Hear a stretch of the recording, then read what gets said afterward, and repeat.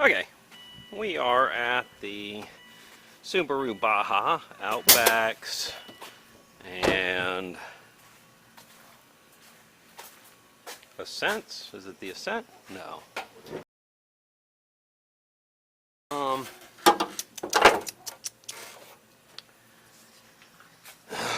Legacy. This is a Subaru 2000. This is a 2003 naturally aspirated Subaru Baja. Your Legacies and your Foresters, I think it's the Forester, should be the same. So I'm just got this vehicle. Tighten the AC compressor belt was loose. Your tightening bolts right here. You loosen up your bolts on the pulley, and then you rotate this counterclockwise to tighten, clockwise to loosen. Okay, so that's for the AC compressor. I've tightened that down. The power steering was high. I lowered the power steering. It was almost completely full. So I've lowered that down, and I took the air intake off, as you can see. I have temporarily set this up with jumpers in order to reuse the sensor. I will make a true jumper wire. I'll order one of these connectors and one of these connectors, or a pigtail if I can just order a pigtail. This kit was way over expensive, guys. Okay, it came from China on a slow boat. It was $70. Order yourself a filter, order yourself a coupling, and order yourself a piece of aluminum. You can drill out the holes you need. Right now, this is the drain. This is actually the vacuum tube it should be for the engine crankcase. I got one there, and then it's got a second over here. So what I'm going to do is I'm going to get a piece of hose long enough to go. I kind of screwed this one up, so this is my fault. That should have gone here. So if you haven't figured that out, I honestly should have put that right there. And then I could have tied this hose in and that hose in. But unfortunately now I think what I may do is I may go under and then bring one in the other. The only other thing I can do is re-drill this hole, move that bushing over here, and get a new bushing to the correct size to get my hoses in there. But that's what these are. These are crankcase vents, and I don't technically have to pull that air back in.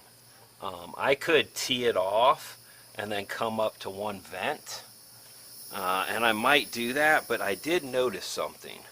This side there's nothing. On this side I've got a lot coming out.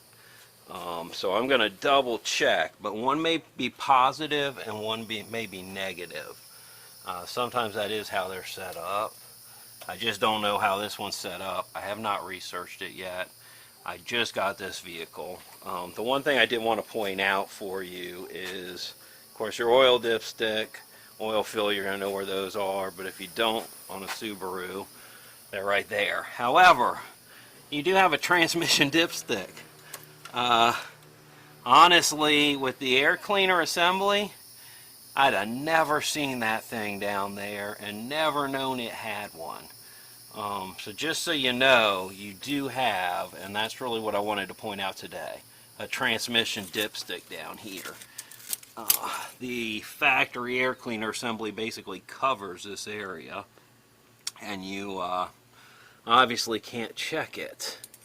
So it is here, and both the engine and transmission have filters, so I will be changing both the engine and transmission filters. It's getting a 3-inch lift, adjustable coilover shocks, which would be called struts, I apologize. So to get adjustable coilover struts, new paint job,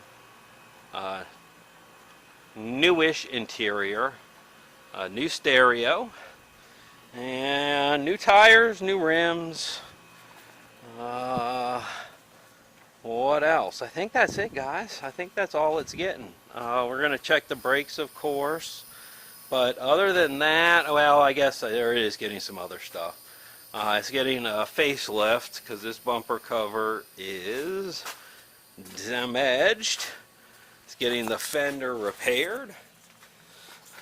So we're going to repair this fender area, replace this bumper cover, replace the lights. All the lights are going to be replaced, LED lighting throughout. And I think that's really it. The engine and transmission, the engine was just rebuilt 30,000 miles ago by Subaru dealer. And it runs like a champ. No issues there, but they really did not do much maintenance. The air filter was like, I mean, just disgusting. It is just packed.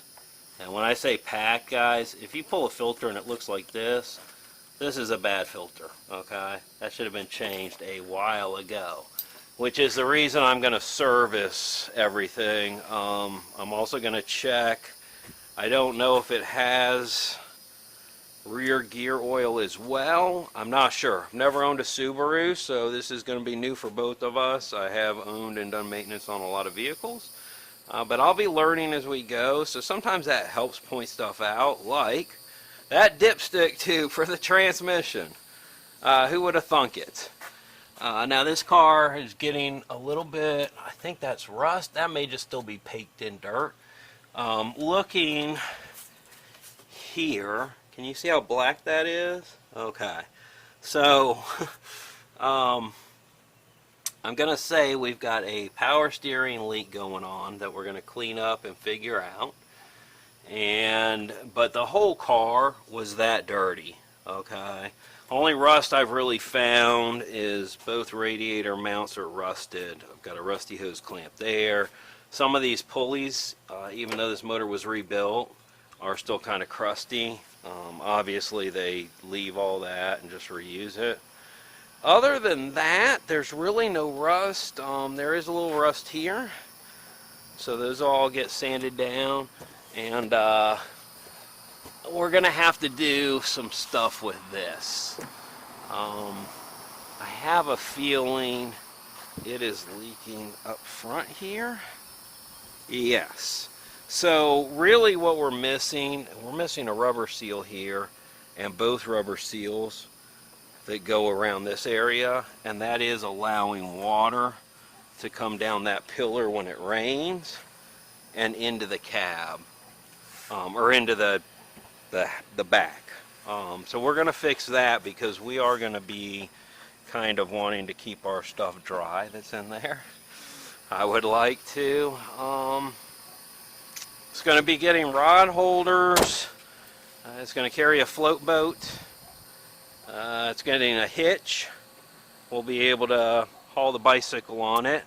And I may actually move the bicycle off the rear of the camper and do a tire there, and then move the bicycle onto the Baja pretty much permanently, unless I'm hauling a trailer. It'll just stay on the Baja.